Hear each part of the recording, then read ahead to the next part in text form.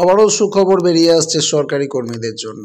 Recently Narendra Modi সরকার কেন্দ্রীয় সরকারি কর্মচারীদের ডিএ বা মহার্ঘ ভাতা 3% বাড়িয়েছে। আমরা যেটা জানি, আপনাদেরকে পূর্বে এ ব্যাপারে আপডেট দিয়েছিলাম, যার ফলে এখন কেন্দ্রীয় সরকারি কর্মচারীদের ডিএ বেড়ে দাঁড়িয়েছে 53%। আর এই আবহে ফের খুশির খবর কেন্দ্রীয় সরকারি কর্মচারীদের জন্য। দুর্দান্ত খবর পেলেন কেন্দ্রীয় সরকারি কর্মচারীরা। এক বা দুই নয়, এক ধাক্কায় 12% ডিএ বৃদ্ধি। আচমকাই কপাল খুলল কেন্দ্রীয় সরকারি কর্মীদের। 12%। কেন্দ্রীয় সরকারি কর্মচারীদের ডিএ বা মহার্ঘ ভাতা 3% বাড়িয়েছে, যার ফলে এখন কেন্দ্রীয় সরকারি কর্মচারীদের ডিএ চলছে 53%।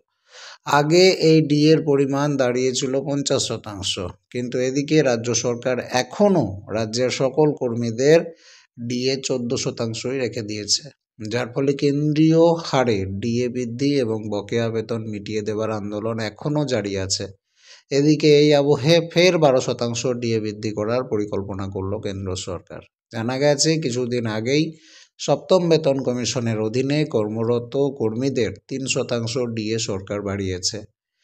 ইকোনমিক টাইমসের রিপোর্ট অনুযায়ী এবার পঞ্চম এবং ষষ্ঠ বেতন কমিশনের অধীনে কর্মরত কর্মীদেরও ডিএর পরিমাণ বাড়ানো হতে চলেছে।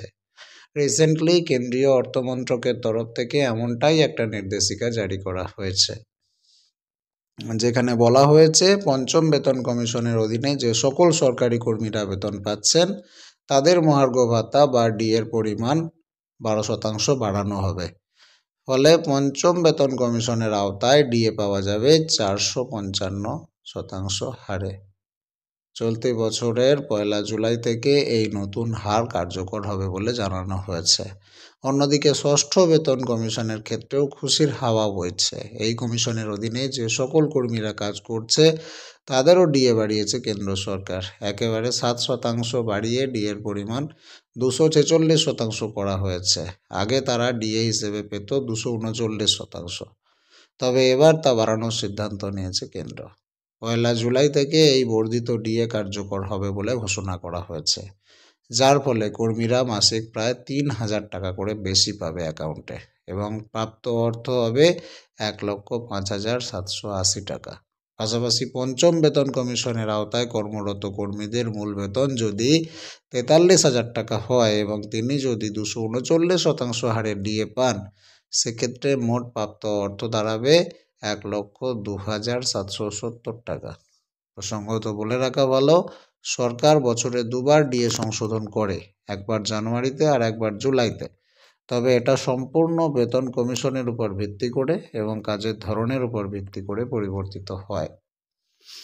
তো এই বিষয়ে আপনার মতামত অবশ্যই কমেন্ট করবেন। রাজ্য সরকারি কর্মচারীরা যদি ভিডিওটি দেখেন, আপনাদের দুঃখ দুর্দশার কথাগুলো কমেন্ট সেকশনে জানাবেন। পরবর্তী আপডেট পেতে নজর রাখুন স্মার্ট দুনিয়ায়।